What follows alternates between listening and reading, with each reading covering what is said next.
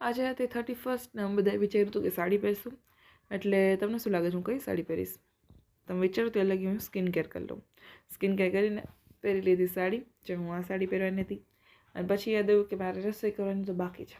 એટલે રસોઈ કરવા માટે પાછી સાડી બાંધીને રસોઈ શરૂ કરી દીધી. અને રસોઈ કરીને જમી લીધું અને પછી જોયું તનિષાની રાહ. તનિષાની રાહ જોઈને ચુંદડી બાંધીને અમે નીકળી ગયા કોલેજ માટે. ચુંદડી બાંધવી પડે કારણ કે બધાને ખબર પડી છે કે જો આ સાડી પહેરીને જાય છે અને અમને બધા જોવે એની કરતાં ચુંદડી બાંધી લે. અને પછી કોલેજ પહોંચી ગયા અને અમે જોવા લાગ્યા કે કઈ જગ્યાએ ફોટો પાડશું. તો અમે પહોંચી ગયા ગ્રાઉન્ડમાં કે અહીંયા ફોટો પાડીએ. તો જો મારી ફ્રેન્ડ ફોટો પાડવાનું શરૂ કરી દીધું હતું. અને પછી મને તો લાગી ગઈ ભૂખ, તો મેં લાગો આઈસ્ક્રીમ ખાઈએ. તો જો આ છે અમારી ચીકુવાળી, ત્યાં બેઠા બેઠા આઈસ્ક્રીમ ખાધો.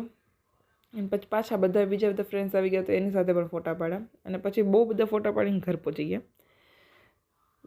ઘરે પહોંચીને પણ ફોટા પાડ્યા અને કપડાં ચેન્જ કરીને હું આવી ગઈ તનિષાને મૂકવા. ચાલો બાય બાય.